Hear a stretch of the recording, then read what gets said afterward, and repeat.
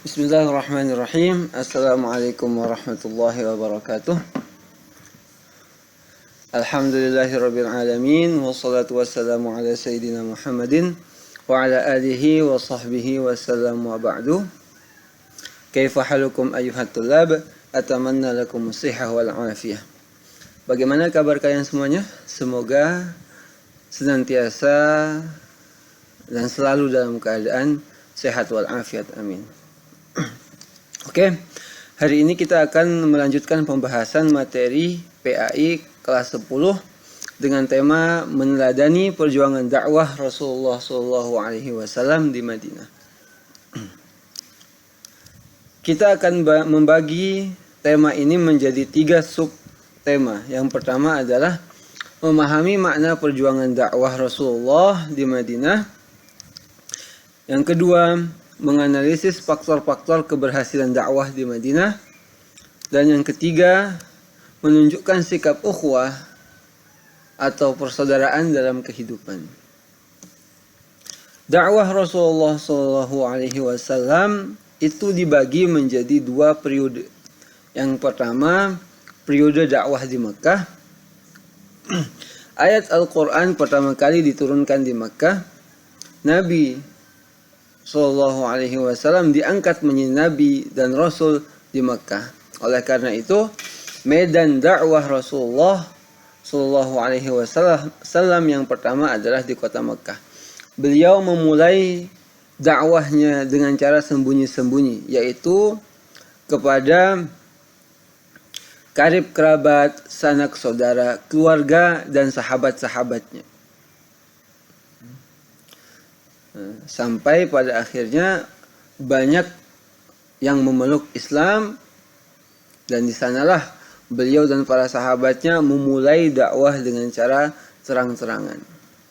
Akan tetapi dalam dakwah Rasulullah SAW ini banyak kaum kafir Quraisy yang tidak menyukainya, bahkan petinggi-petingginya.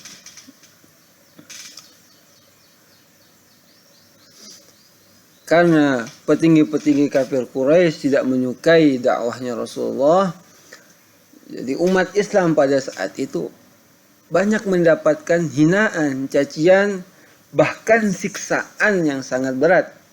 Seperti halnya yang terjadi kepada keluarga Amr bin Yasir, yang dimana ketika keluarganya ditahu dan didengar oleh petinggi kafir Quraisy, mereka masuk Islam, keluarga Amr bin Yasir langsung disiksa.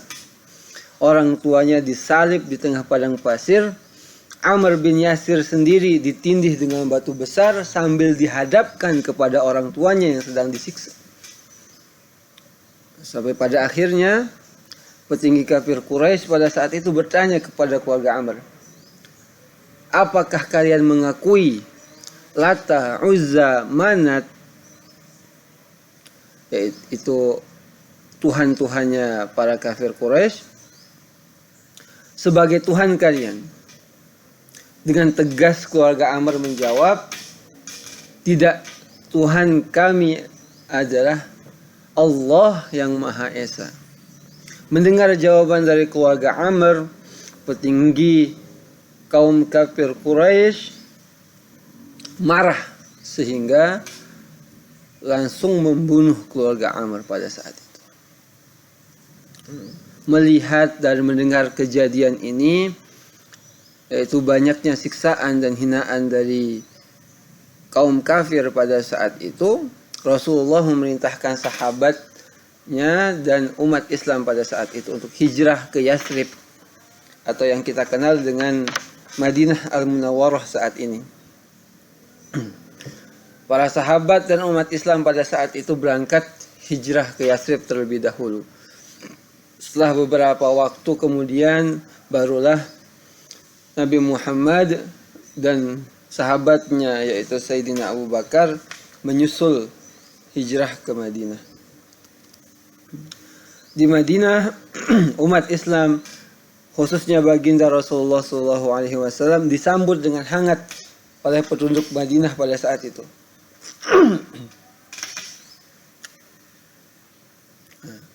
Di sanalah dakwah Islam mulai berkembang. Dakwah Islam sangat berkembang. Sebelum hijrah ke Madinah, ada beberapa faktor yang menyebabkan Rasulullah SAW memerintahkan para sahabatnya dan umat Islam pada saat itu untuk hijrah ke Madinah. Faktor-faktor tersebut adalah yang pertama, pada tahun pertama Hijriah datang 13 orang penduduk Madinah menemui Rasulullah SAW di Bukit Aqabah dan berikrar memeluk Islam.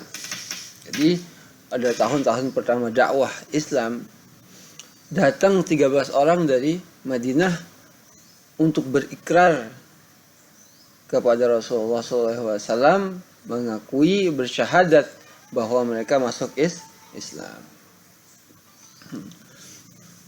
Yang kedua,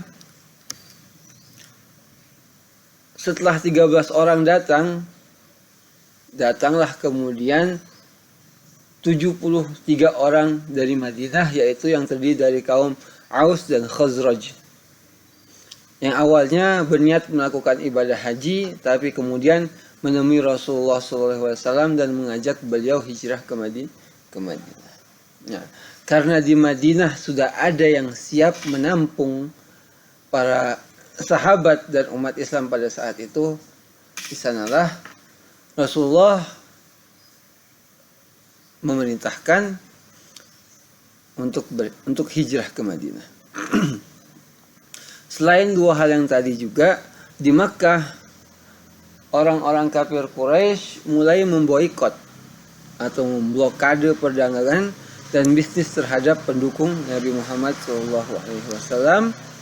Dan yang keempat, tidak seorang pun berhak mengadakan ikatan perkawinan dengan orang Muslim.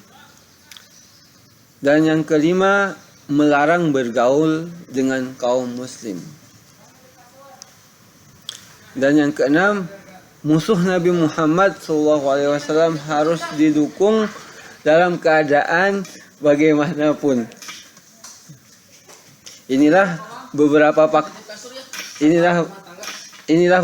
faktor yang mendorong Rasulullah SAW hijrah ke Madinah. Selanjutnya, substansi dakwah Nabi Muhammad SAW di Madinah antara kaum Ansar dan Muhajirin. Kaum Ansar adalah penduduk asli kota Madinah dan kaum Muhajirin adalah penduduk kota Mekkah yang hijrah ke Madinah. Langkah pertama yang dilakukan Rasulullah SAW ketika beliau sampai di Madinah adalah menjalin persaudaraan atau mempersaudarakan antara kaum Ansar dan kaum Muhajirin. Ini beliau lakukan untuk memperkuat ikatan antar umat Islam pada saat itu.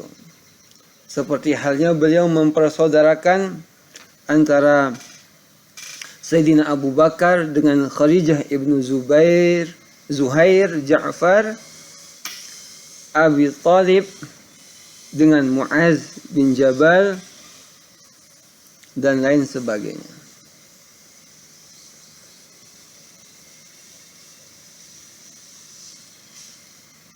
Selain itu, beliau juga membuat perjanjian antara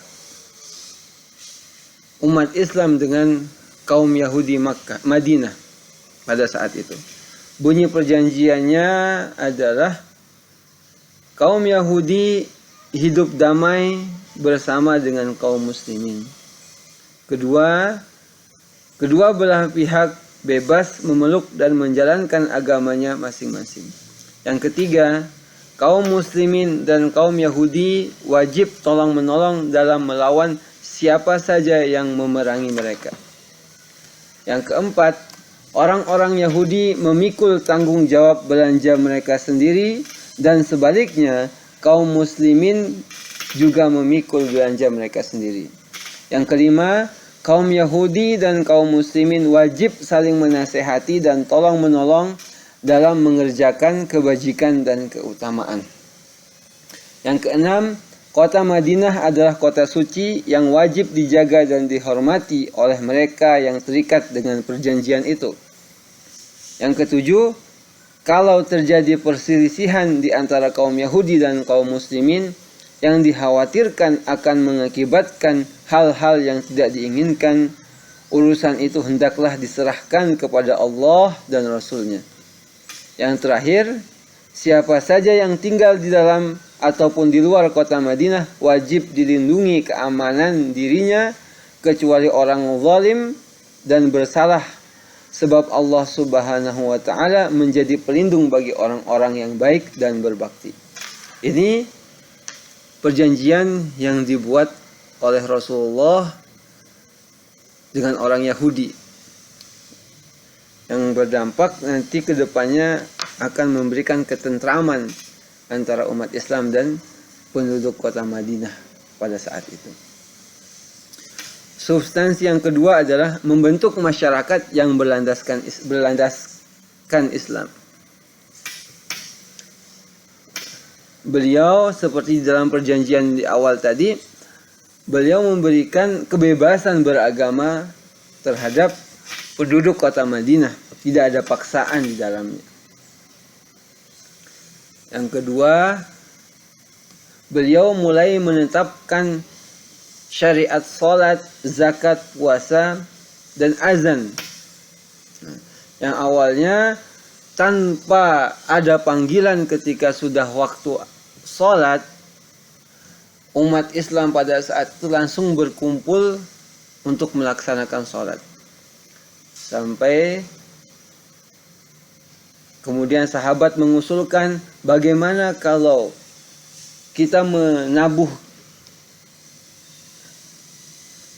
gendang atau apa istilahnya, ya gendang, untuk memanggil umat muslim untuk melaksanakan sholat, seperti halnya kaum Nasrani. Beliau Rasulullah tidak menyetujuinya. Kemudian ada usulan lagi, bagaimana kalau meniup trompet? Bagaimana kalau meniup trompet seperti halnya kaum Yahudi? Beliau Rasulullah tidak menyukainya. Sehingga pada satu waktu sahabat Abdullah bin Zaid bin Sa'labah bermimpi ada yang mengajarkan azan. Kemudian sahabat Abdullah bercerita kepada Rasulullah, ajarkanlah kepada Bilal, karena Bilal memiliki suara yang sangat kencang dan bagus. Kemudian sahabat Abdullah mengajarkan kepada Bilal, apa bunyi lafaz azan itu? Seperti lafaz azan yang seringkali kita dengar setiap kali waktu sholat. Seperti itulah azan yang diajarkan oleh baginda Rasulullah SAW. Kemudian substansi yang ketiga adalah mengajarkan politik, ekonomi, dan sosial. Sejarawan Michael H. Hurt menetapkan Rasulullah sebagai seorang yang berada di urutan pertama yang pengaruhnya terus menerus sampai saat ini, baik itu di dalam urusan politik atau keduniaan maupun di dalam urusan keagamaan. Oke, demikian dulu saat ini. Sekarang coba kalian tulis kembali materi-materi yang sudah disampaikan tadi. Kalian tulis kembali atau catat di buku, tulis kalian masing-masing. Nanti kemudian kalian kumpulkan 20 menit lah, cukup ya. 20 menit kemudian kalian kumpulkan, sertakan foto selfie kalian dengan tugas atau catatan yang kalian catat tadi. Itu saja dari Ustaz. Terima kasih. Assalamualaikum warahmatullahi wabarakatuh.